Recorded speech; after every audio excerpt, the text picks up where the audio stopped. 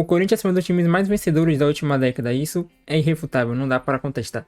Mas o que vem acontecendo com o Corinthians para chegar nesse ponto que estamos hoje? O time sem credibilidade no mercado, sem confiança dos torcedores, sendo zoado pelos rivais. Vamos entender um pouquinho nesse vídeo. O primeiro motivo é a diretoria antiga, a chapa renovação e transparência de Duílio e Andrés, que ficaram muitos anos no clube e é inegável que são muito vencedores. Ganharam o Brasileiro, ganharam o Libertadores, ganharam o Mundial, 3 brasileiros, né, pra falar a verdade. Chegaram em algumas finais também, muitos paulistões, isso não dá pra negar. Mas a troco de quê? No final do ano passado, quando o Duílio saiu da presidência do clube, a dívida do Corinthians está avaliada em 1 bilhão de reais. Isso fora o estádio. O estádio que eles fizeram uma parceria ali com a Caixa, com o governo, para conseguir abater ali o estádio e deu uma acelerada nessa dívida. Mas só a dívida do clube é dívida de 1 bilhão de reais. Como que o Corinthians consegue chegar numa dívida tão absurda como essa? O Corinthians hoje é um time que só não ganha mais dinheiro do que o Flamengo, que é super campeão todos os anos, está batendo título. Tem uma arrecadação absurda e mesmo assim conseguiu chegar numa dívida de 1 bilhão de reais. É inacreditável. O último grande título que o Corinthians conquistou foi 2017, aquele campeonato brasileiro absurdo no primeiro turno, com o Carille, que quase conseguiu escapar, que o Neto deu rage lá e tal.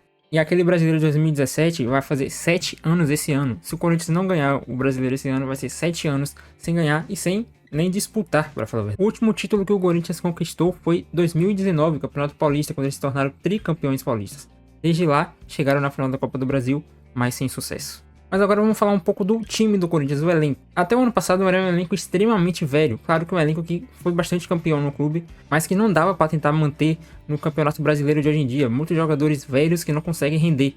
Só no ano passado o Corinthians contava com Gil, Fábio Santos, Juliano, Renato Augusto. Há poucos anos também tinha lá o Jô. E, claro, deu um título para o Corinthians em 2017, mas não dava mais para manter, não era mais viável. Alguns torcedores até já reclamam mesmo até do Cássio. O Cássio, que pra mim é o maior ídolo da história do Corinthians, o maior jogador da história do Corinthians, já está sendo criticado e pedem para fazer a transição do Carlos Miguel com o goleiro reserva para começar a jogar como titular e preparando essa aposentadoria do Cássio, né? Agora falando um pouco sobre o ano atual do Corinthians 2024. E muitos torcedores ficaram felizes com a saída da renovação e transparências, acharam que tudo ia mudar, o Augusto Melo ia mudar tudo no clube. Pra ser sincero, entre Augusto Melo e a antiga chapa, realmente os corintianos preferem o Augusto Melo. Mas tem um grande problema. Ele parece ser mais do mesmo, pelo menos na minha opinião. Ele chegou já ali como muito político mesmo, né? Prometendo tudo, que ia fazer tudo, ia mudar tudo, o Corinthians ia se tornar o maior time do mundo já nesse ano e tal. Já chegou falando de trazer o Gabigol como se fosse a coisa mais simples do mundo. Gabigol, tem conversas adiantadas, tá bem... Depende deles agora, né? A gente vem conversando bastante, é um atleta que nos interessa, que eu sempre brinco, né? Tem as nossas características. Estamos aí, né? Já fizemos a nossa parte. E surpresa, não aconteceu. E aquela foi só a primeira barrigada assim do Augusto Melo, que viria a acontecer muitas, e a gente só está no fim de janeiro. Mas nem como tudo são só desgraças, o Augusto Melo também fechou o patrocínio com a Vai de Bet, a casa de aposta. E agora o Corinthians tem o patrocínio de camisa mais caro do Brasil, disparado. É o mais absurdo, realmente condizente com o tamanho do clube. E agora os outros patrocínios também do Brasil, do resto do Brasil, só tendem a subir, né? Um ponto que eu trago aqui é o time exposto ao ridículo. O Corinthians nesses últimos tempos está sendo extremamente exposto ao ridículo em 31 dias só desse novo ano.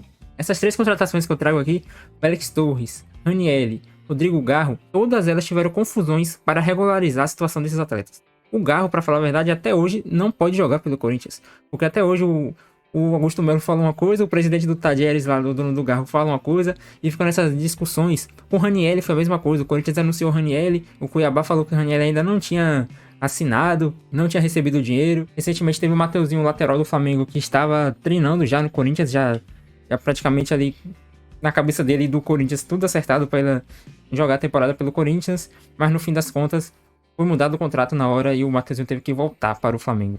Isso sem contar do caso do Lucas Veríssimo, que já tinha sido anunciado como reforço para o ano de 2024. Toda a torcida do Corinthians gostou muito, porque o Veríssimo, todo mundo sabe que é um jogador excelente, um ótimo zagueiro. E no dia seguinte que ele é anunciado como reforço, ele anuncia que estava indo para o Al Duhail, joga lá no Catar, joga lá na Ásia. E aí ficou muito feio para a diretoria do Corinthians. Porque já tinha sido anunciado como reforço. Como é que você anuncia o cara como reforço se ele não tinha assinado o contrato? E esse tipo de coisa que acontece só mancha mais a imagem do Corinthians no mercado. Contratações que não acontecem, a desconfiança no mercado, como eu digo ali o caso do Rodrigo Garro. Até hoje o Corinthians não pagou o dinheiro que o Tadieres diz que tem que ser pago. Então o Corinthians tenta contratar, mas ninguém sabe se vai receber, tá ligado? Então vai lá, me finge que eu pago e eu finge que eu te mando o jogador.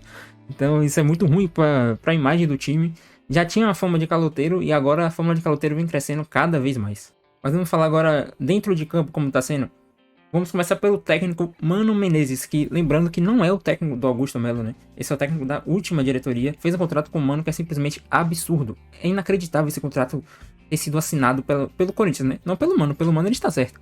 Em setembro do ano passado, o Mano assinou o contrato até o fim de 2025, ou seja, 2 anos e pouquinho de contrato. E aí a gente pode se perguntar, se não é o técnico do Augusto Melo, por que ele não demite? Simplesmente porque o Mano tem uma multa de rescisão do contrato de 20 milhões de reais. Cara, isso é absurdo. Como é que o Duílio faz um contrato desse de 20 milhões de reais de multa pra demitir um técnico que ele não tinha certeza se ele ia continuar sendo presidente? E mesmo se ele tivesse como presidente ainda até hoje, ou o Negão, que era o candidato deles, como é que faz um contrato de 20 milhões pra demitir um técnico?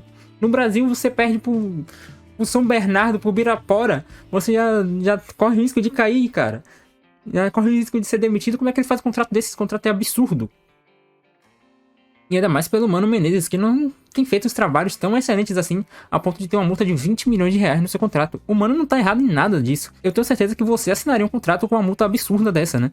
Qualquer um assinaria. O Mano não tá errado nesse caso. E falando um pouco mais do Mano, já teve 2 casos ali de brigas recentes dele com os jogadores, né?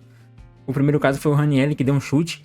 A bola foi muito longe e ele já perguntou ali pro Ranieri: Ranieri, você tá no Corinthians, você não tá no Cuiabá não, presta atenção e tal.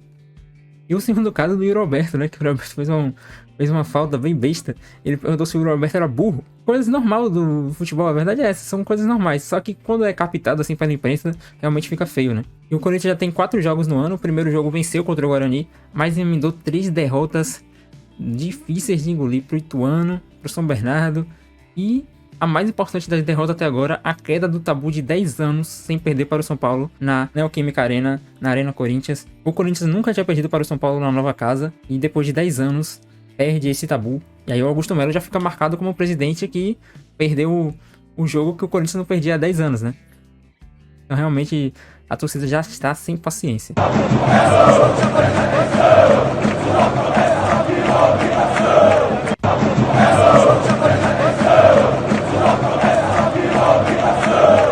Vamos dar uma analisada aqui no elenco do Corinthians pra ver se é tão ruim assim como a torcida tá falando, ou se talvez não é nada de tão horrível assim. Começar pelos goleiros, vamos falar só dos principais, tá? Carlos Miguel e o Cássio. Como eu falei mais cedo, alguns torcedores já pedem a saída do Cássio, que ele já vai começar a fazer a transição para aposentadoria, e o Carlos Miguel comece a assumir. E ali o Donelli e o Roger, mas são terceiro e quarto goleiros, não vou nem falar sobre eles. Cara, essas laterais do Corinthians, desculpa, mas pra mim são horríveis. O Palácios eu não conheço.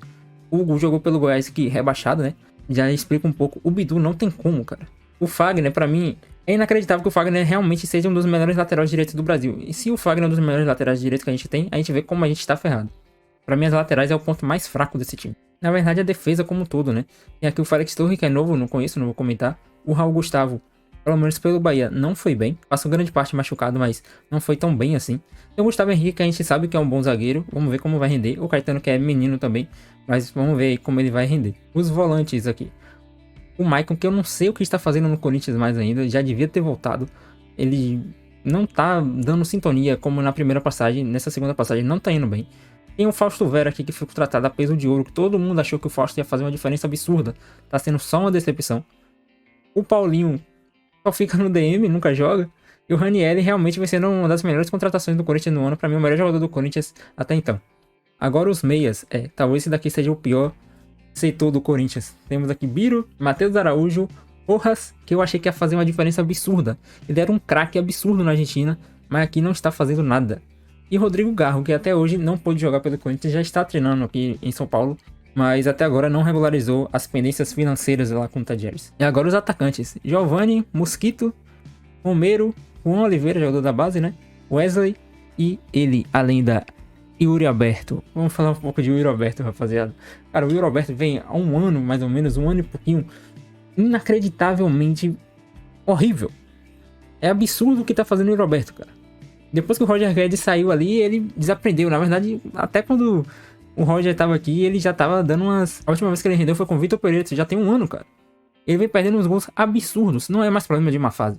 Já é um problema além, talvez, não sei, de qualidade também. Porque ele rendeu já pelo Corinthians. Mas tem muito tempo que ele não rende. Ele vem sendo bizarro. Ele foi o ano inteiro bizarramente. E esse ano ele já começou bizarro também. Perdendo gols absurdos, cara a cara, não acerta passe, não infiltra. É aquela coisa, tem atacante que não faz tanto gol assim, mas ajuda em outros setores. O Roberto não faz isso. E para selecionar esse grande problema, o Roberto recebeu uma proposta do Wolverhampton.